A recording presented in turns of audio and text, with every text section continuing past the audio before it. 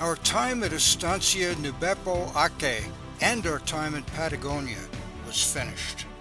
Our bags were packed and we waited outside the ranch house for our drive back to El Calafate and the 3-hour flight to Buenos Aires.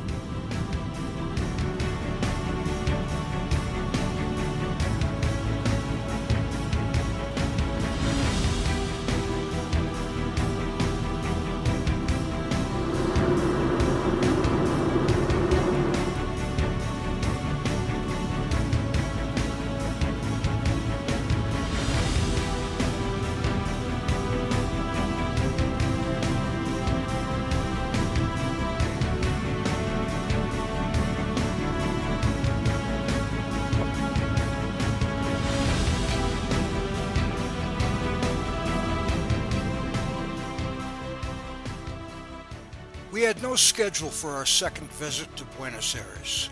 We had one free day and decided to take a scenic cruise into the Tigre Delta, about 20 miles from the city. The Delta is where the Rio Parnera meets the Rio de la Plata estuary.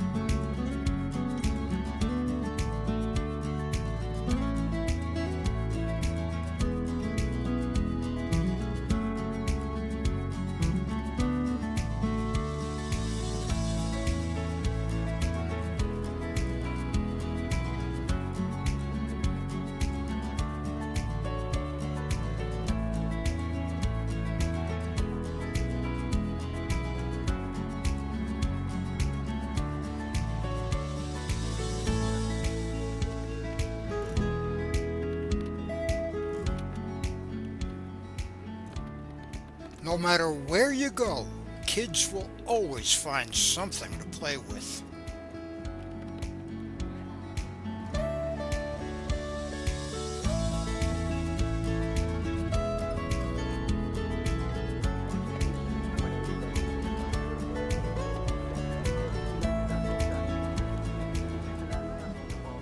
The home of Domingo Sarmiento, the seventh president of Argentina in the early 1870s, is a National Historic Monument.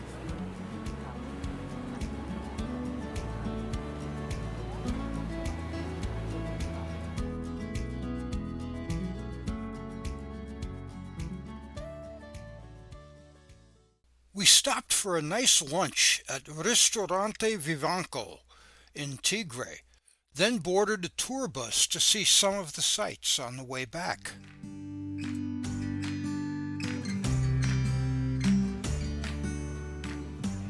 The Delta is a productive fruit growing area, and the few blocks surrounding the port has become a market for fruit and other things popular with tourists.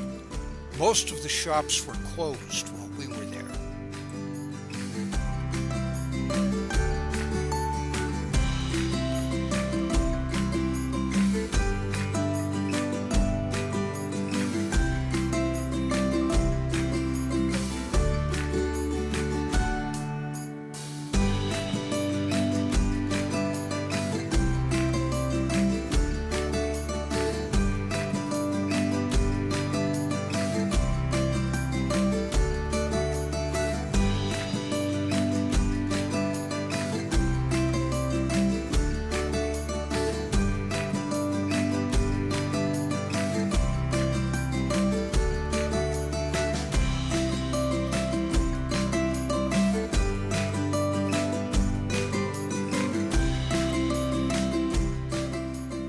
One other stop was the Cathedral of San Isidore.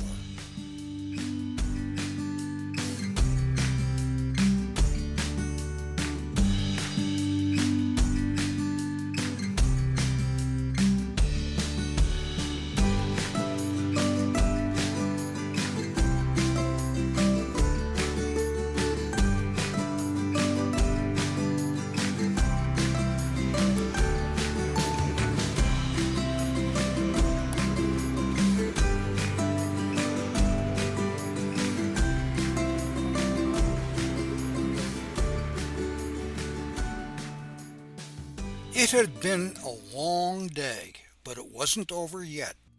You may remember from episode 1 of this series, we'd met a wonderful young lady, Ximena, who was our guide for an all-day driving and walking tour of the city. When she heard we'd be coming back after our Antarctica and Patagonia excursions, she insisted we meet up again. This time, not as a paid guide, but as a friend. She had a few more favorite places to show us. Ximena met us at our hotel that evening for another walking tour. El Ateneo Gran Splendide has been named by National Geographic as the most beautiful bookstore in the world. The Gran Splendide Theater opened in Buenos Aires in 1919, and eventually the old theater was converted to a movie house. In the year 2000, it was repurposed again, becoming this magnificent store. Many of the accoutrements of the old theater have been saved. The stage, flanked by the original red curtains, is now a coffee shop.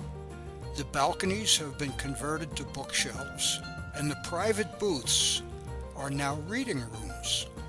More than 1 million visitors each year come to browse the thousands of books, magazines, CDs, and DVDs.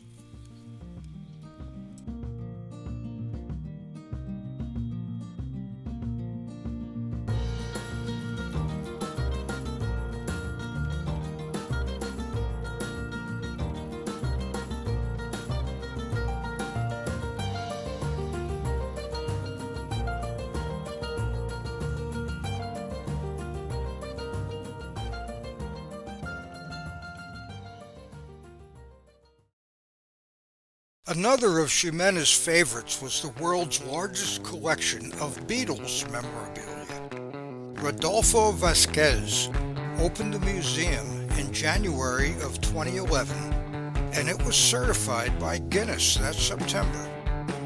Everything Beatles is on display at the Beatle Cafe.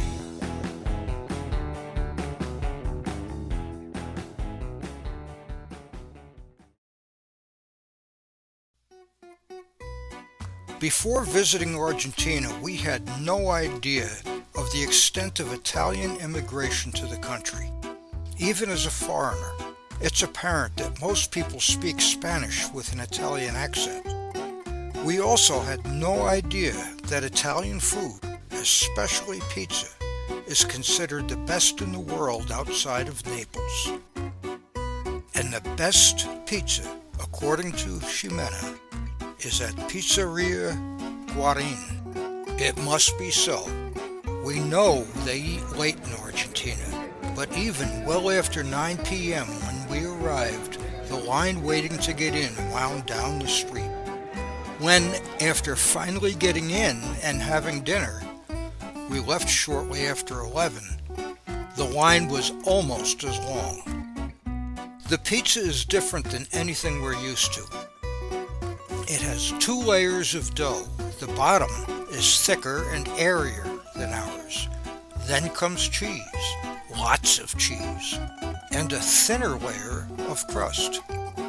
It's baked to make the top crust crispy, then covered with a layer of sliced tomatoes and a lot of onions, and more cheese. Back in the oven to brown. It's delicious.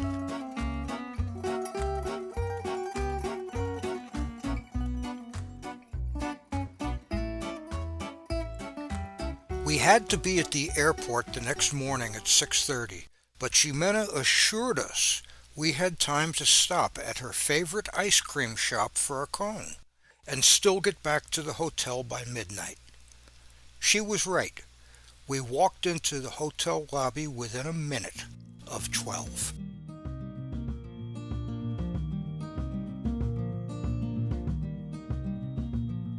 We were up early, and our driver was on time to get us to the airport by 6:30 for our 8:30 a.m. flight to Iguazú Falls on the Brazilian border. We hadn't gotten a lot of sleep the night before, so we were happy to have some downtime at our resort after the 2-hour flight. Our guide Carla picked us up at the airport to bring us there and told us our schedule for the next couple of days. We were staying at La Reserva Virgin Lodge, a resort hotel, surrounded by tropical plants and beautiful walking trails. A very nice place to relax.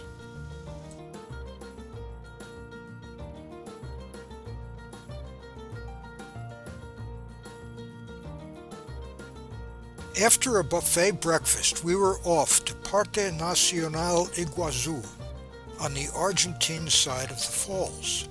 The Iguazú River, getting its name from a local Indian language meaning great water, forms a horseshoe-shaped series of cataracts nearly 3 kilometers in length and more than 80 meters high. There are 20 major and about 250 lesser falls. Not far below the falls, the Iguazú flows into the Rio Paraná, the 3,000-mile river we'd been on yesterday, where it ends at the Rio de la Plata in Buenos Aires. Our first stop was at the National Park Visitor Center. We'd learned earlier while at the Argentina National Park at Tierra del Fuego that their parks were modeled after ours in the United States. The similarities include the use of an arrowhead as the park system's logo. Several trails zigzag through the park, bringing you to various locations at various levels to view the spectacle. We made our way via a boardwalk through the delta formed by the upper river as it approaches the falls.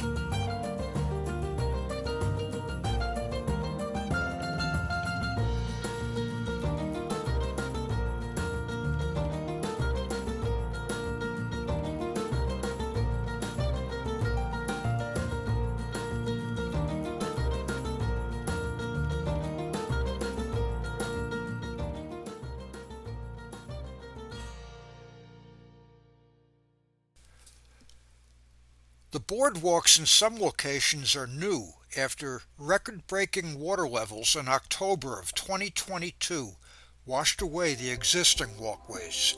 Some of the remains are still visible.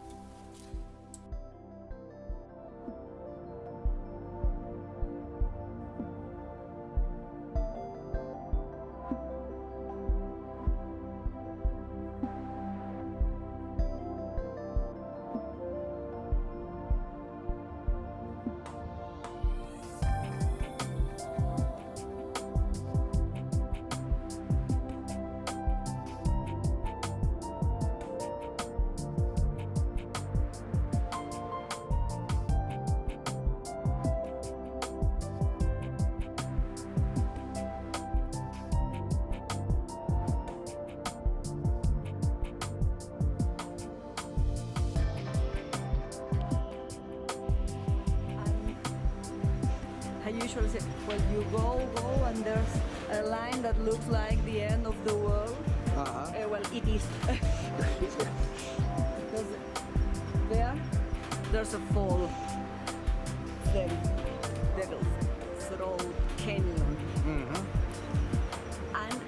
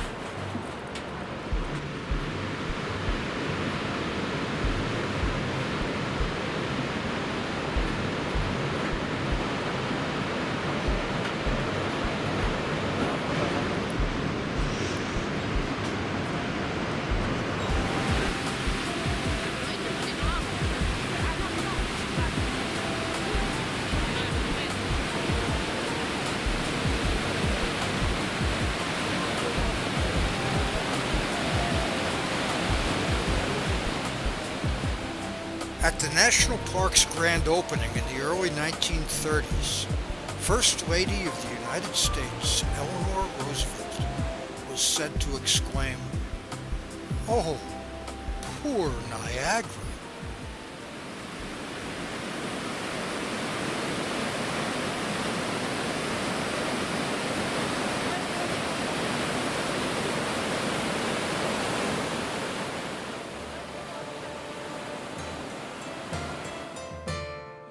An open-air narrow-gauge train took us from one part of the park to another.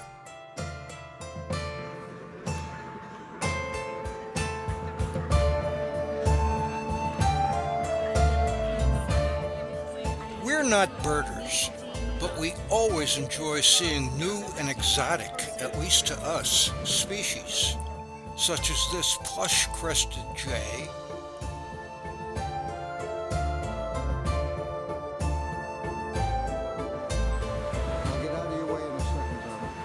and this sickle-winged nightjar.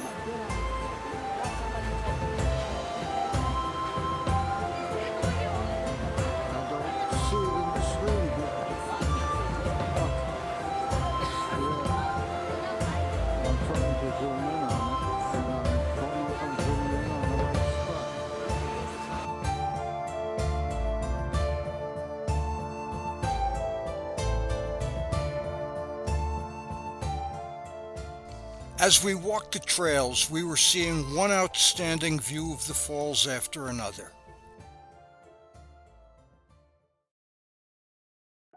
It's difficult to pick and choose among the hundreds of photos we took that day. So let's just take a few moments and enjoy the spectacle through the eyes and cameras of Donna, Sherry, and myself.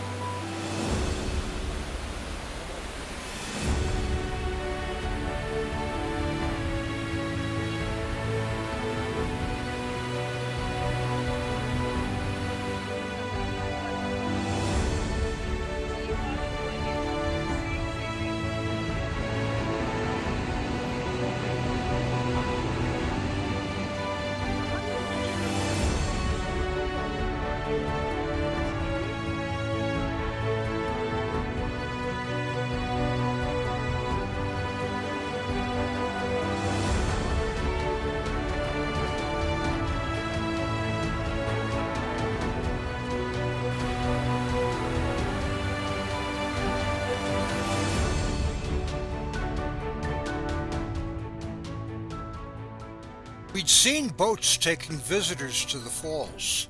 Now it was our turn.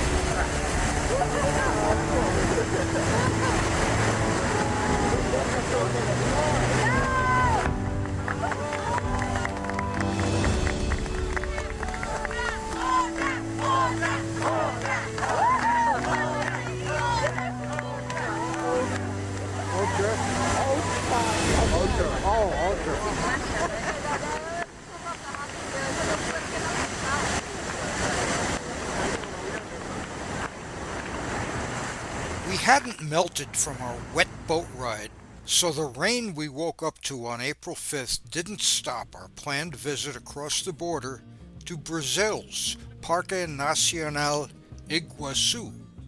Slightly different pronunciation in Portuguese than the Spanish Iguazú. The border crossing was somewhat different than we'd been used to. We had to officially exit Argentina before crossing the Iguazú River and going through Brazilian customs. It was just a formality that took a little extra time.